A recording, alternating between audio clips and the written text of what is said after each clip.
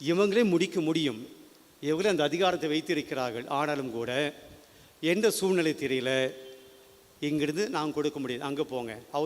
அவரே கொடுக்கணுங்க, இதுக்கு எங்களுக்கு சம்மந்தம் இல்லை, நீங்கள் அங்கே போங்க. இங்கே வந்து சொன்னால் இல்லை நாங்கள் கொடுக்க முடியாது, நீங்கள் அங்கே தான் போகணும், அவங்க எங்களுக்கு ஆர்டர் கொடுத்து நாங்கள் பண்ண முடியும். இதுதான் அலைக்கழிக்கப்படுவது. இங்கே போனால் அங்கே போக சொல்லுது, அங்கே போனால் இங்கே போக சொல்லுது. இப்படி போயிட்டு போயிட்டு போயிட்டு வந்தால் நாளடைவில் என்ன ஆகும்? சோர்வடையும். இன்னொன்று,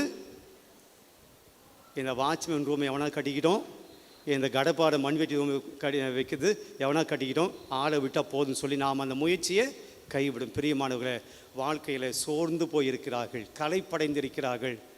அப்படிப்பட்ட மக்களை தான் ஆண்டவர் பார்க்குறார். அவங்க சோர்ந்து போனது வாட்ச்மேன் ரூம் கட்டுறதுக்காக அலைஞ்சது கிடையாது. அவங்க சோர்ந்து போனது இயேசு பார்த்து அந்த சோர்ந்து போன மக்கள் இந்த கடப்பாடு மண்வெட்டி கட்டுறதுக்காக, ரூம் கட்டுறதுக்காக அலையலை. அவங்க வாழ்க்கையிலே சோர்ந்து போயிருந்தது. பண கஷ்டங்கள், வாழ்க்கையில் நிம்மதி இல்லை, பரிசைகள் சதுசைகள் போட்டு அமுக்கின அந்த சட்ட திட்டங்கள், இப்படி போன ஒரு சட்டம், அப்படி போன ஒரு சட்டம், இதை செஞ்ச ஒரு சட்டம், அது செஞ்ச ஒரு சட்டம், எல்லாம் குறையில கண்டுபிடிச்சாங்க. வரிக்கு மேலே வரி, ரோமியருக்கு வரி செலுத்தினோம், ஏரோதியருக்கு வரி செலுத்தினோம், எல்லாருக்கும் வரி.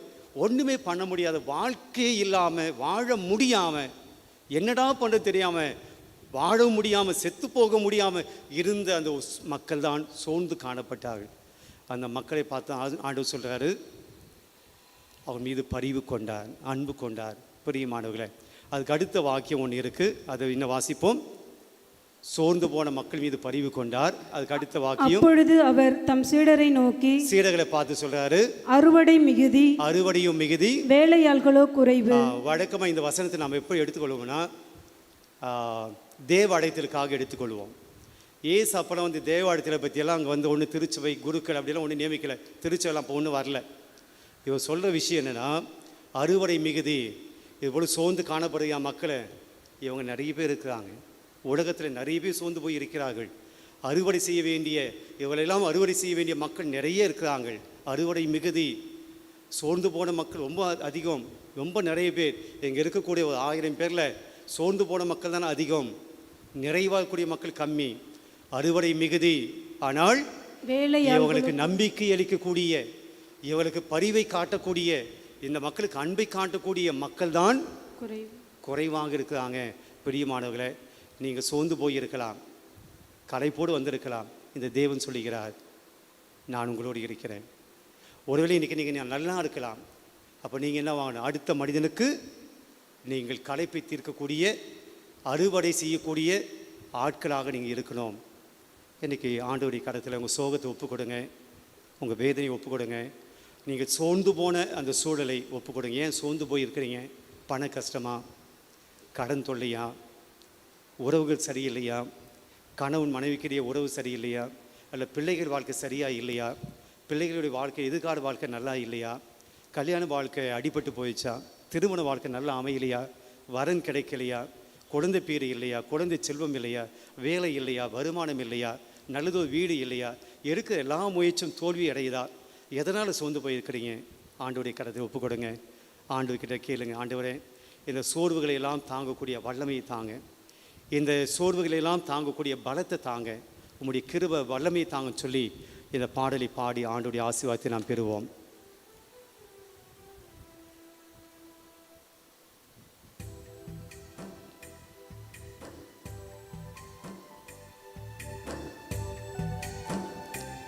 உங்களை முழுசாக ஒப்பு கொடுங்க. உங்கள் மனசில் இருக்கிற சோகத்தை ஆண்டவருடைய பாதத்தில் வைங்க, சோர்வை ஆண்டவருடைய பாதத்தில் வைங்க.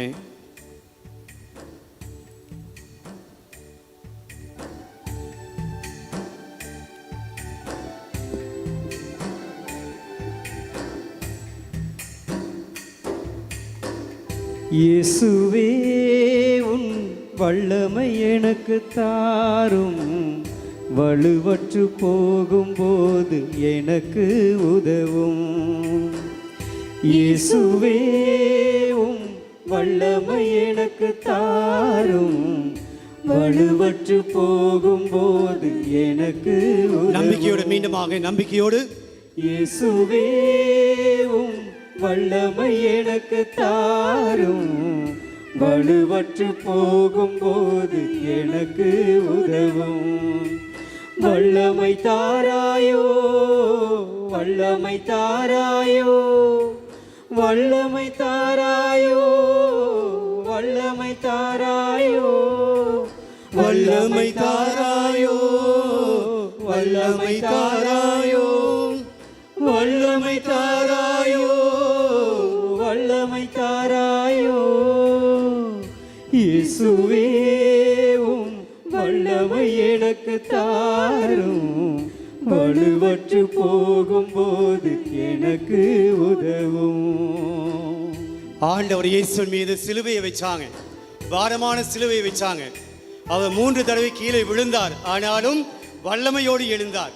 அந்த சிலுவையினுடைய பாரத்தையும் தாண்டி தன்னுடைய வல்லமையை, தன்னுடைய ஆற்றலை வைத்து அந்த சிலுவையில் இருந்து, அந்த கீழே விழுந்திலிருந்து வல்லமையோடு எழுந்தார். நாமும் கூட பலமான சிலுவைகளை தாங்கி கொண்டு இருக்கிறோம், பலமான துக்கங்களை, துயரங்களை தாங்கி இருக்கிறோம். வாழ்க்கையில சுமக்க முடியாத சுமைகள்.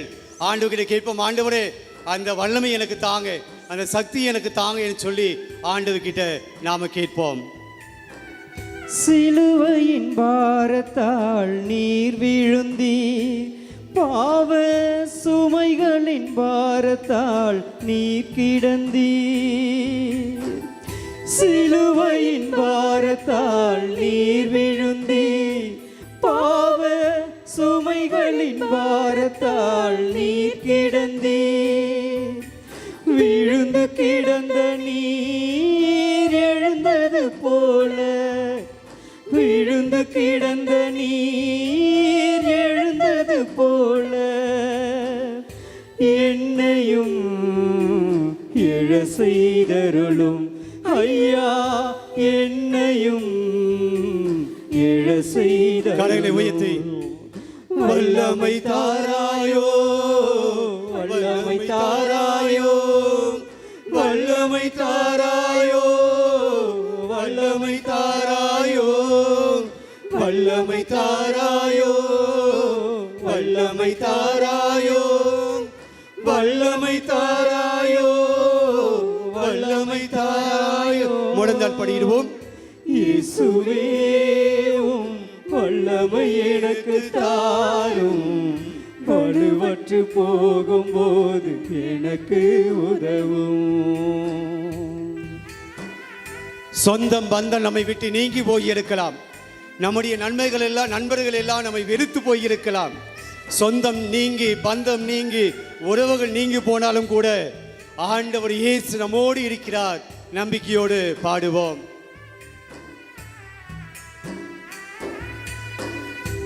என் சொந்த பந்தமும் அகன்ற போதிலும், நண்பர்கள் என்னை வெறுத்த போதிலும், என் சொந்த பந்தமும் அகன்ற போதிலும், நண்பர்கள் என்னை வெறுத்த போதிலும், சிலுவையில் கிடந்து நீர் அன்பு செய்தது போல, சிலுவையில் கிடந்து நீர் அன்பு செய்தது போல், என் வாழ்வில் நான் அதை செய்திட ஐயா, என் வாழ்வில் நான் அதை செய்திட வல்லமை தாராயோ.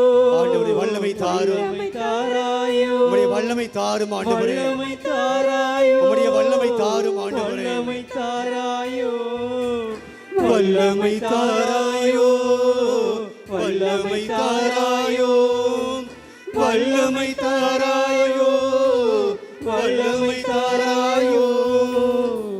இயேசுவே உம் வல்லமை எனக்கு தாரும், வலுவற்று போகும்போது எனக்கு உதவும். இயேசுவே உம் வல்லமை எனக்கு தாரும், வலுவற்று போகும்போது எனக்கு உதவும்.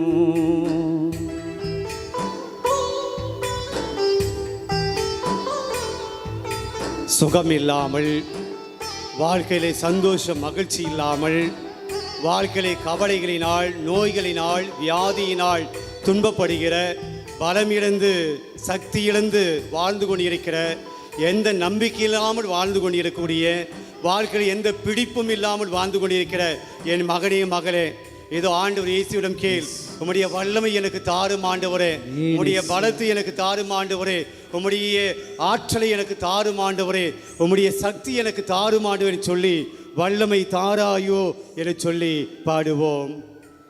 வல்லமை தாராயோ, வல்லமை தாராயோ, வல்லமை தாராயோ, வல்லமை தாராயோ, வல்லமை தாராயோ, வல்லமை தாராயோ, வல்லமை தாராயோ, வல்லமை தாராயோ. இயேசுவே உம் வல்லமை எனக்கு தாரும், வலுவற்று போகும்போது எனக்கு உதவும். இயேசுவே உம் வல்லமை எனக்கு தாரும், வலுவற்று போகும்போது எனக்கு உதவும். வல்லமை தாராயோ, வல்லமை தாராயோ, வல்லமை தாராயோ, வல்லமை தாராயோ, வல்லமை தாராயோ, வல்லமை தாராயோ, வல்லமை தாராயோ, வல்லமை தாராயோ. இந்த புதிய மாதத்தில் நான் புதியவற்றை செய்வேன் என்று ஆண்டவர் வாக்குத்தத்தம் கொடுத்திருக்கிறார். அது இன்றைக்கே நான் இப்பொழுதே நான் செய்வேன் என்று ஆண்டவர் உறுதிமொழி கொடுத்திருக்கிறார். பிரியமானவர்களே, முன்பு நடந்தவற்றையெல்லாம் மறந்துவிடுங்கள், முற்கால நிகழ்ச்சியை பற்றி சிந்திக்காதீர்கள். இதோ புது செயல் ஒன்றை நான் செய்கிறேன், அதை இப்பொழுதே நான் செய்ய போகிறேன். பாலை நிலத்தி நான் பாதை ஒன்று அமைப்பேன், பால்வெளியில் நீரோடைகளை தோன்ற செய்வேன். அன்பு பிரியமானவர்களே, உன்னுடைய வாழ்க்கை பாலை நிலம்போடு இருக்கிறதா? வாழ்வதற்குண்டான எந்த ஒரு சூழலும் இல்லாமல் நீ தவிக்கிறாயா? வாழ்க்கையில் எந்த ஒரு பிடிப்பும் இல்லாமல் நீ அவதிப்படுகிறாயா? என்ன செய்யுது, என்ன செய்ய போகிறது, என்ன பண்ணுவேன், எப்படி பண்ணுவேன் என்ற பலவிதமான குழப்பத்தில் நீ இருக்கிறாயா? இது ஆண்டவர் சொல்லுகிறார், நான் புதியதை செய்ய போகிறேன், புது செயல் ஒன்றை நான் செய்ய போகிறேன், இப்பொழுது நான் செய்ய போகிறேன் சொல்லி இந்த நற்கனை கோபுரத்தில் இருந்து நற்கனை ஆண்டவர் உங்களை ஆசீர்வதிக்கக்கூடிய நேரம். எல்லோரும் முழந்தால் படியிடுவோம், மாண்புய கீதம் பாடி எல்லோரும் ஆண்டவர் தரக்கூடிய அந்த புதிய கிருபையை, புதிய ஆசீர்வாதத்தை, இந்த புதிய மாதத்துக்கு உண்டான ஆசீர்வாதத்தை நாம் பெற்றுக்கொள்வோம்.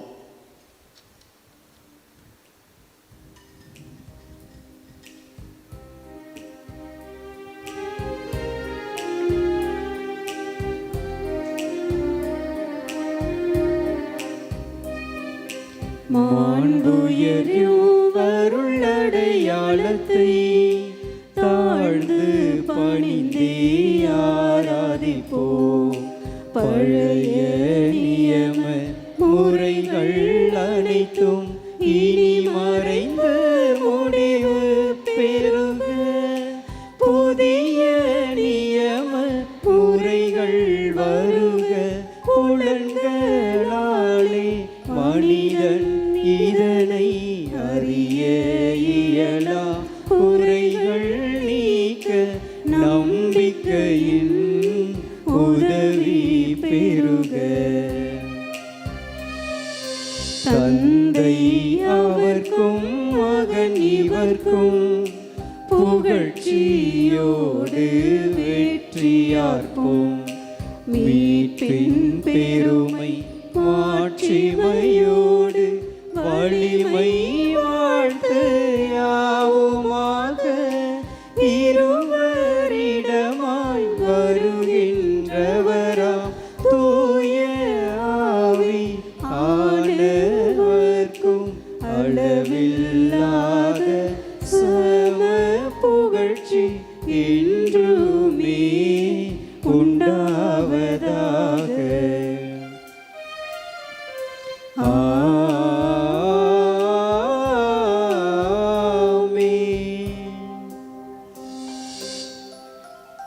மன்றாடுவோமாக. இறைவா, இந்த வியப்புக்குரிய அருளடையாளத்திலே உம்முடைய பாடுகளின் நினைவை எங்களுக்கு விட்டு சென்றேன். உம் திருவுட திருரத்தமாகியவற்றின் தூய மறைப்பொருளை வணங்கும் நாங்கள் உமது மீட்பின் பயனை இடைவிடாமல் துய்த்துணர்ந்து மகிழ அருள்வீராக. தந்தையாகிய இறைவனோடு தூயாவியாரின் ஒன்றிப்பில் இறைவனாய் என்றென்றும் வாழ்ந்து ஆட்சி செய்கின்ற உம்மை மன்றாடுகின்றோம். ஆமென்.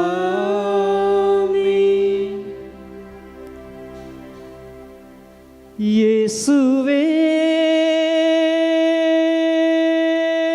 உன் வல்லமை எனக்கு தாரும், வலுவற்று போகும்போது எனக்கு உதவும். வல்லமை தாராயோ, வல்லமை தாராயோ, வல்லமை தாராயோ, வல்லமை தாராயோ.